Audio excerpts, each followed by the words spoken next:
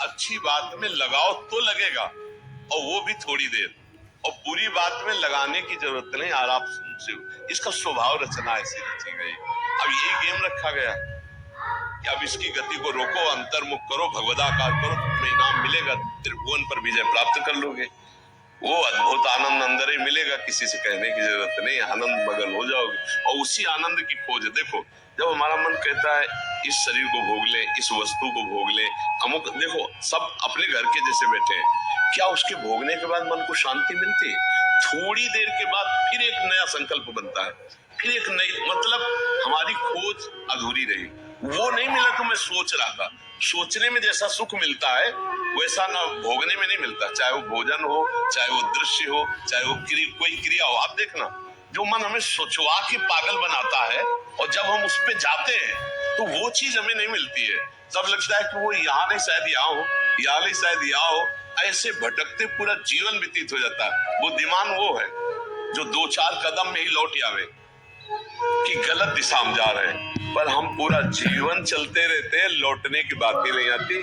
और यहाँ तक कि शरीर वृद्ध हो जाता है, इंद्रियां काम नहीं करती, पर मन वैसे ही सलाह करता रहता है, फिर भी नहीं सोच पाता कि चलो अब हुआ पूरा जीवन की शाम, अब तो राधा राधा जब कर अपना काम बना ले। लेकिन नहीं, बूढ़ा है फिर भी शराब पीता है, बूढ़ा है फिर भी गंदी बातें देखता है, बूढ़ा है फिर भी गंदी चेष्टाएं करता है, बूढ़ा है फिर भी नहीं सोच रहा कि मुझे मरना है और भगवत प्राप्ति का अब की उपाय कर लूं, इतना जीवन रह गया। ये क्या है? ये मन का केवल खेल है। वो अपने मन के गेम में फंस गया, निकल नहीं पा रहा है।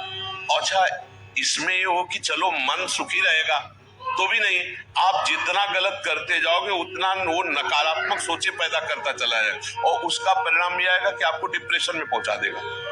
मतलब किसी भी तरह से इस चैन नहीं लेने देगा। तो इसको लाना तो भगवान की शरण में पड़ेगा, तभी शांति मिलेगी, तभी सुख। बहुत गंदा, बहुत गंदा, बहुत नीच है ये, और ये बहुत उत्तम है।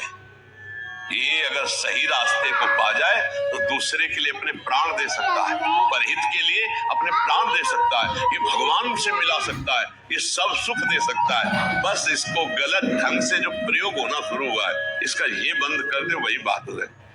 देखो, विरक्त मार्ग एक अलग होता है, लेकिन गृहस्थी में तो एक धर्म पूर्वक विषय सेवन की मर्यादा है ना, तो आप धर्म पूर्वक देख लो। अगर आपको अपनी पत्नी में, अपने पति में सुख नहीं मिला तो विश्व में कहीं सुख नहीं मिलेगा, क्योंकि है नहीं, तो आपको सीमित हो जाना चाहिए ना। लेकिन ऐसा नहीं होता, हम धर्म अरे फिर भी भोग इच्छा, ये है क्या? समझो ना, पूरा जीवन हमको बेवकूफ बनाया जा रहा है। गौर से देखो, पूरा जीवन नहीं बेवकूफ बनाया जा रहा है। तो एक बार और देख लेते हैं, इसमें हमारा पूरा जीवन जा रहा है। सुख तो नहीं मिला भाई, एक बार ऐसे देखते हैं, शायद इस पद्धति से देखते हैं, ऐसे भोजन बनाते हैं, ऐसे ये भोगते हैं, ऐसे ये देखते हैं, ऐसा फंसाव करके रोज हमको गिराता है, रोज हमको मन भ्रष्ट करता है। कभी नहीं कहता कि एक बार भगवान से मिलो क्या, कभी उसका मन नहीं होता। इसको तो जबरदस्ती लगाना पड़ता है। इसको भगवान में लगाने के लिए भी भोगों का प्रलोभन देना होता है, तभी भगवान में लगता है धीरे धीरे।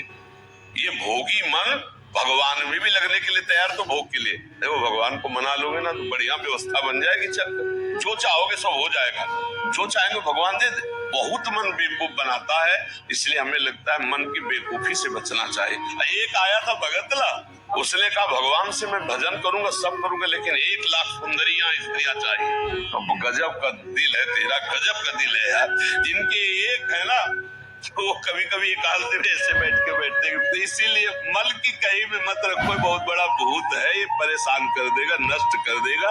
इसे सतमार्ग में लाओ, भगवत मार्ग में लाओ, तभी आनंद की। इसकी केवल चाल है, ये नहीं ये नहीं ये, वो है कहीं नहीं, पक्का समझ लीजिए। ये हमारे को भ्रम पैदा करता, कुछ नहीं है। नाम जप करो, सत्संग करो, धर्म पूर्वक विषय भोगो, हम मना नहीं करते, एक उसे सीमा में रख के भोगो धर्म में, तो उससे क्या होगा, तुम्हें घृणा हो जाएगी। धर्म पूर्वक विषय भोगने से घृणा हो जाती है कि यार, और जो ये व्यसन करके और फिर इधर उधर मन, तो पाप के कारण बुद्धि ठीक निर्णय नहीं देती, और बुढ़ापे तक पापाचरण फिर दुर्गति को प्राप्त होते। अभी समय है, अभी मन को समझा लो, मन को समझो। यही 5 भोग है, शब्द, स्पर्श, रूप, रस, गंध। इसी में मनुष्य फंसा है और इन्हीं भोगों से हमारी दुर्गति हो जाती है। बोलो अभी तक फाइनल में अगर बोला जाए तो अभी तक क्या है अपने पास? कोई अनुभव है क्या?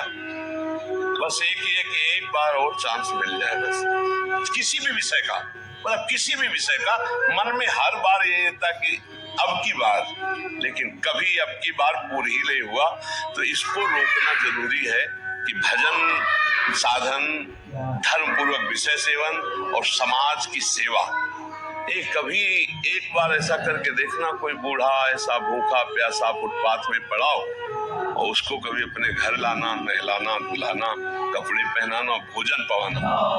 फिर वो जब तुम्हारी तरफ देखेगा तो तुम्हें जो सुख होगा वो जिंदगी में किसी भी भोग में नहीं मिला होगा। आप लिख लेना हमारी बात। कभी कोई बीमारी से तड़प रहा हो, किसी की सेवा का वहां कोई अवसर नहीं है और आप सेवा का अवसर देकर उसे आप स्वस्थ करो, आप अस्पताल ले जाओ, फिर जो आपको सुख मिलेगा हम आपको कैसे बताएं? वो भगवान का आशीर्वाद होता है। जब कोई बूढ़ा, कोई बीमार, कोई असहाय, और जब आप उसकी सहायता करते हो तो उसके हृदय से जो आशीर्वाद, वो सुख जो मिलता है। जैसे हम आपको एक दिन करके देखना, तुम अपना भोजन बढ़िया जो है कोई ऐसे भूखे को खवा देना जो भूखा बैठा हो और ऐसे जल्दी जल्दी, और आप देखो उसको पाते हुए, और उस दिन आप वो भोजन ना पाओ, उसे पवा दो, तो आपको जो सुख मिलेगा वो 56 प्रकार के भोग पाने में भी कभी सुख नहीं मिला होगा। वो सुख परहित करने से, दूसरे को सुख पहुंचाने से जो हृदय शीतल होता है वो कभी किसी से नहीं होता। इसलिए मानव जीवन के लिए मन को थोड़ा विरुद्ध जो चलने वाला है उसके विरुद्ध आप बनो, उसे सतमार्ग में लगाओ। अब देखो आजकल ऐसी बुद्धि बिगड़ गई कि अपने पूज्य माता पिता को ही बच्चे दुख दे रहे, डंडा थप्पड़ मारना। क्या यार, आज के जवान ने माता पिता के साथ ऐसा व्यवहार करते हैं। अगर थोड़ा भी अध्यात्म से जुड़े होते तो मुझे लगता है शायद ऐसा नहीं करते, नहीं ना। धर्म से जुड़े होते, अध्यात्म से जुड़े होते, ऐसे माता पिता तो भगवान होते हैं। उनकी आंखें नहीं, उनको नहलाओ धुलाओ, किसी मंदिर जाने की और जरूरत नहीं, उनको भोग लगाओ, उनको पवाओ, उनका जो आशीर्वाद है लोक परलोक तुम्हारा सब बना देगा। लेकिन जब अध्यात्म से नहीं जुड़े तो लगता है कौन वहां, ये क्या है? ये है मन का वो पापी मन। देखो कैसे पाप कराता है, कैसे निगेटिव चलाता है, या वैसे पुत्रों की क्या दुर्गति होगी। तो कभी अगर ऐसा अवसर किसी को मिले कि कोई फुटपाथ में से तड़प रहा हो तो आपको जरूर लगेगा कि काहे को बोझा ले, लेकिन आप उसका अगर बोझा ले ले तो भगवान तुम्हारा बोझा ले। जन्म जन्मांतरों के पाप नष्ट हो जाते हैं जब ऐसे दीन दुखी आशीर्वाद देते ना, उसे भगवान का आशीर्वाद समझना है। और जब माता पिता अंदर से साथ देते ना कि भोगोगे, तो फिर भगवान भी नहीं टाल पाते, फिर भोगना पड़ता है। इसलिए धर्म से चलो, किसी का अपराध मत करो, गंदी बातों में मन को न जाने दो, खूब नाम जप करो, यही मनुष्य जीवन का लाभ लो। मनुष्य जीवन एक दिव्य जीवन है, इसका एक दिव्यता का लाभ है। यार देखो, अगर हम ना चाहे तो पूरी बाजार से निकल जाए कोई सामान दुकान की, आके हमारी लिपट थोड़ी जाती है। हम जहाँ खड़े होंगे, जहाँ खरीदेंगे, वही जो वस्तु हमें मिलेगी। तो अगर हम निश्चय कर लिया कि मुझे मांस नहीं खाना, मुझे शराब नहीं पीना, मुझे पराई माता बहनों की तरफ गंदी दृष्टि नहीं करनी, तो मुझे कौन गिरा देगा? आप सोचो, हमारे निश्चय में कमजोरी, तभी हम डरते हैं कि कहीं गिर न जाए। ऐसे कैसे? हाँ, कुछ कमियां ऐसी होती हैं जिससे अहंकार का नाश किया जाता है। जैसे आवाज आता है ना कि हम जितेंद्रिय